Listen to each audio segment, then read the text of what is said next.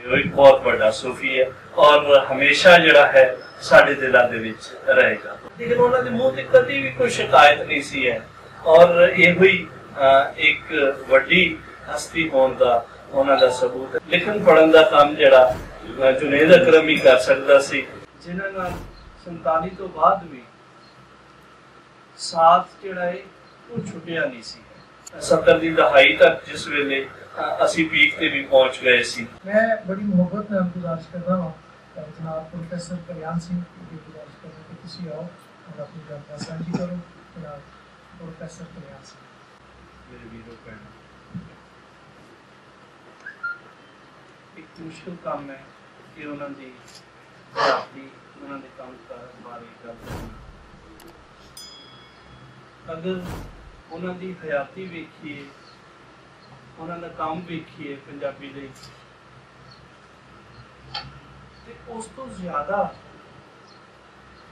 वो इंसान दोस्त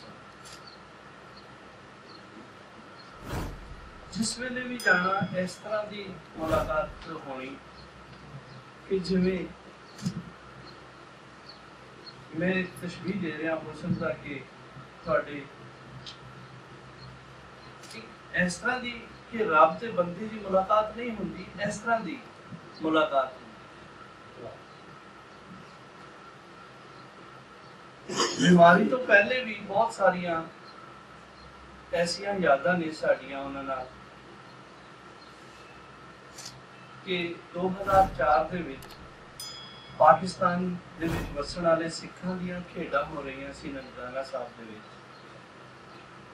ते मैं कम्युनिटी नूं कह के जी, क्योंकि एक ऐसा घराना सी जिन्हां नाल 47 तो बाद भी साथ जिहड़ा है वो छुटिया नहीं सी। बहुत सारिया ऐसिया यादां ने जिहड़ियां कि डॉक्टर फकीर मोहम्मद फकीर रहमतुल्लाह अलैह होरां नाल भी ने, और उन्होंने भी जिस वेले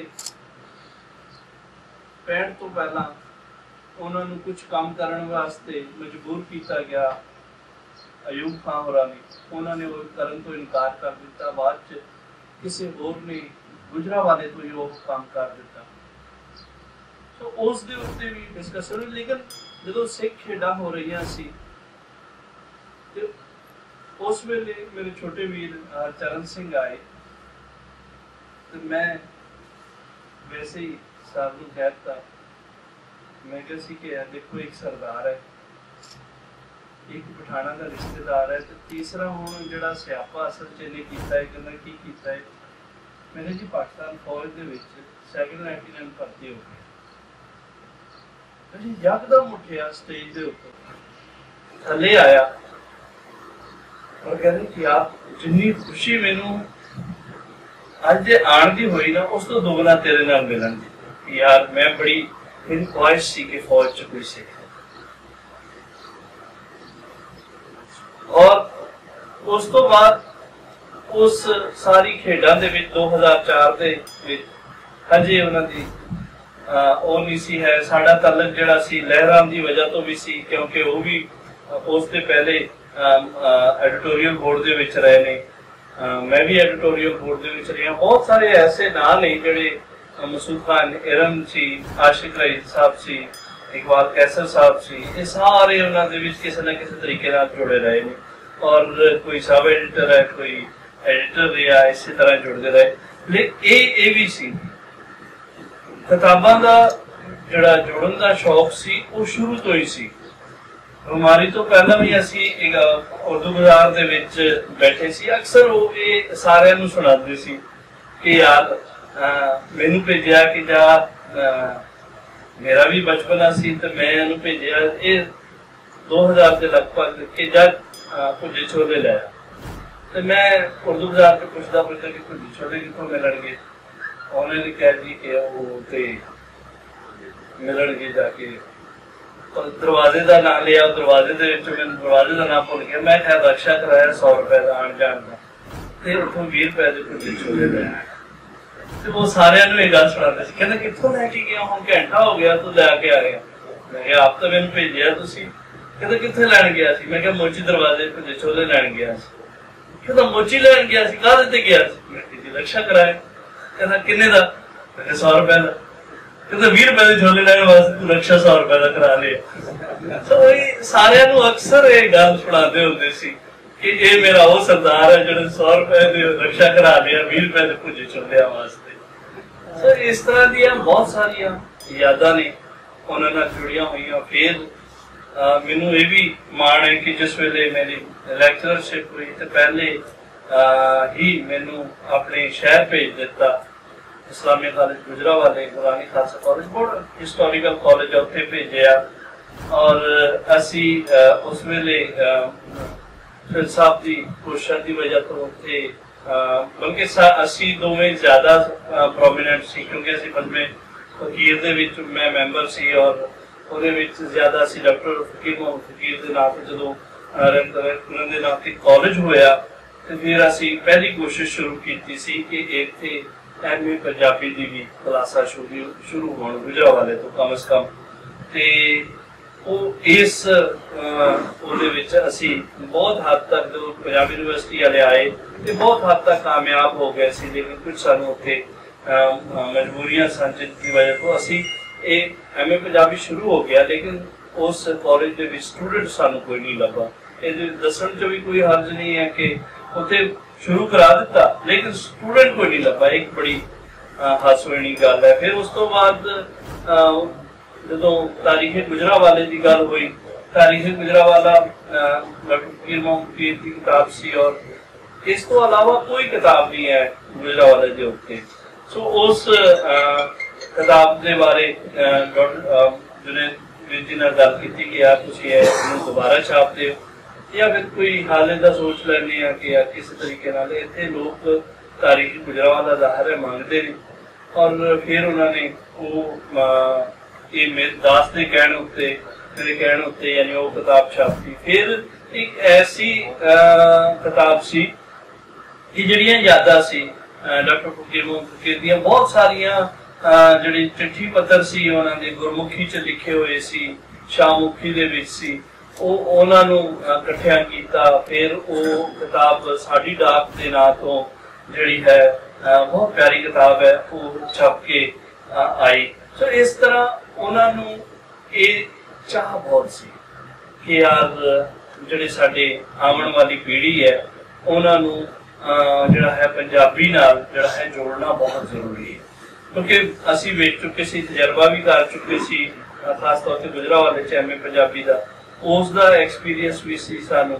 तो ये चीज़ां जिहड़ियां सी साडे वास्ते अनहोनी नहीं सी, बल्कि ये सी कि असी कुछ इस तरह का करना। फिर पंजाबी रसाले दे विच भी असी उन्हां नाल उन्हां दे बाह बेली बने और पंजाबी रसाला इहदे विच कोई शक नहीं है कि इस खानदान ने पाकिस्तान विच शुरू दे विच पंजाबी नूं शुरुआत देना एक मुश्किल काम सी, क्योंकि ये तो मनना पएगा कि देशां दी वंड जिहड़ी है वो लसानी बुनियादां ते भी हुई है और पंजाबी जिहड़ी सी उहदी आस्ता आस्ता उहदी भेंट चढ़ रही सी। और फिर इहो ही है कि डॉक्टर साहब ने 1951 च पंजाबी का रसाला कढ़िया। फिर उस दे पिछे के उर्दू लिखारियां नूं या लिखारियां नूं मजबूर करके किस तरीके नाल इस खानदान ने जिहड़ा है वो फिर ये पंजाबी दा जिहड़ा ना सिर्फ अगे तोरिया बल्कि 70 दी दहाई तक जिस वेले असी पीक ते भी पहुंच गए सी।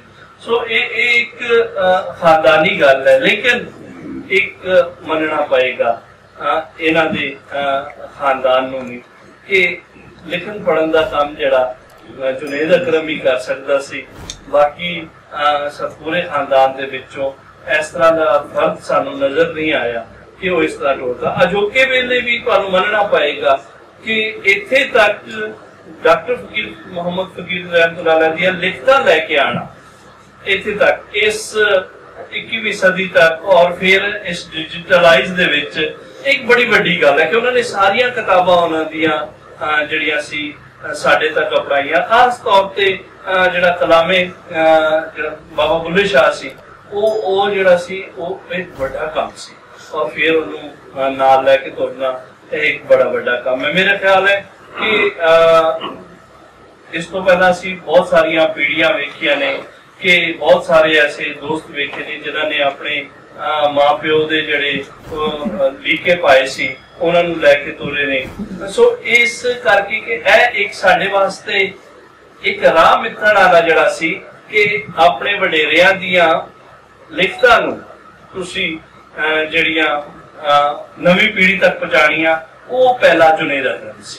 ये मनना पएगा तुहानूं कि उसने एक काम शुरू किया। उस तो बाद बहुत सारे ऐसे दोस्त आए है, शुगुफ्ता लोधी आई है, एक होर दोस्त साडे आए और उन्होंने चाह होया कि वो इसनूं एक राह मिल गया कि यार अपने वडेरे दियां लिखतां जड़ियां ने उसनूं महफूज करो। वरना बहुत सारे ऐसे ने जिन्होंने अपने वडेरियां का पता ही नहीं है। जोशुआ फजलुद्दीन वेख लो, उन्होंने कोई भी ऐसा नहीं है।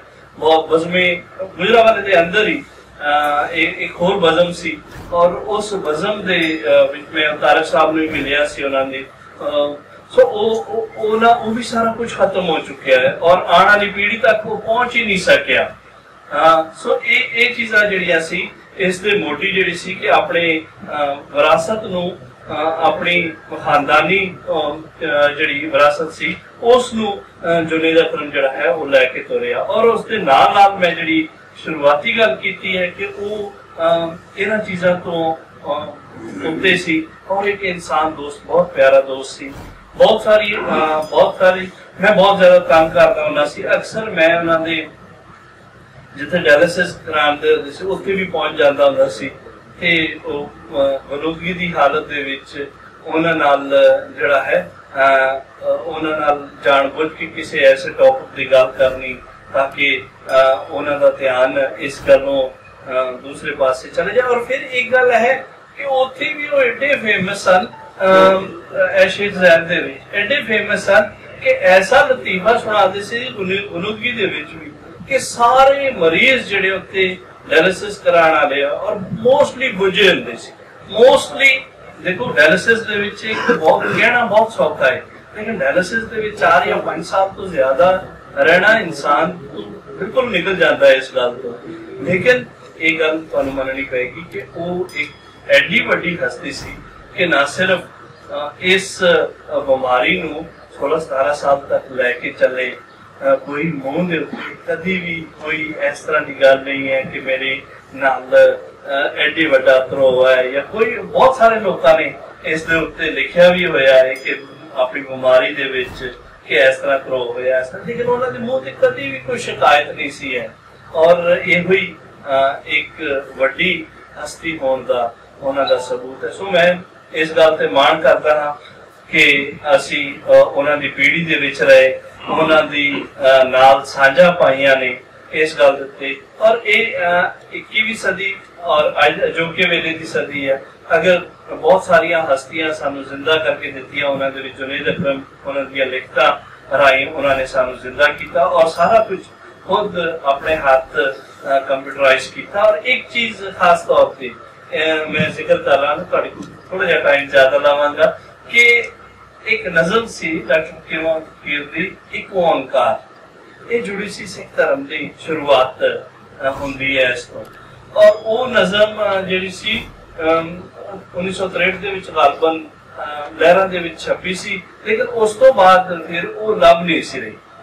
असी बहुत इधर उधर लहरां लभना शुरू करता। लहरां दे विच भी जिहड़ा सी वो बड़ी तवील नज़म है, 3-4 सफ़ियां दी है। तो वो आखिरकार उन्होंने जिहड़ी है उन्होंने कोई 4-5 साल बाद वो लभी तो उन्होंने बड़ी ਉਹਦੇ ਨਾਲ फोन किया कि यार मैं वो नज़म लभ लई है। मैं कहती बहुत मेहरबानी। वो भी काम सी जिहड़ा करन वाला जिहड़ा बहुत बड़ा काम सी। सो वो भी एक खुशी का प्रगटावा जिहड़ा सी उन्हां दे जिहड़ी जज्बात का इजहार सी वो बिल्कुल साफ नजर आ रहा सी। सो ये है कि उन्होंने दी किताबां भी जिहड़ी शायरी दी किताबां ने वो भी अपनियां भी 2 है ने जिन्होंने मेरे वीर ने बहुत सोहने तरीके नाल उन्हां दी रात पढ़ी है। तो इस तो अलावा जिहड़ी उन्हां दी एडिट कीती अपनी किताबां ने बहुत ज्यादा ने ऐसियां हवाले जिहड़े है मैं बहुत ज्यादा दे सकता हाँ, जिहड़ियां उन्हां दियां एडिट कीतियां हुई किताबां ने। इस बीमारी के दौरान भी उन्होंने जिन्ना काम किया है, यानी मैं नहीं समझ सकता हाँ कि इस बंदे दे विच कोई सूफी ना होवे। वो एक बहुत बड़ा सूफी है और हमेशा जिहड़ा है साडे दिलां दे विच रहेगा। बहुत मेहरबानी, शुक्रिया।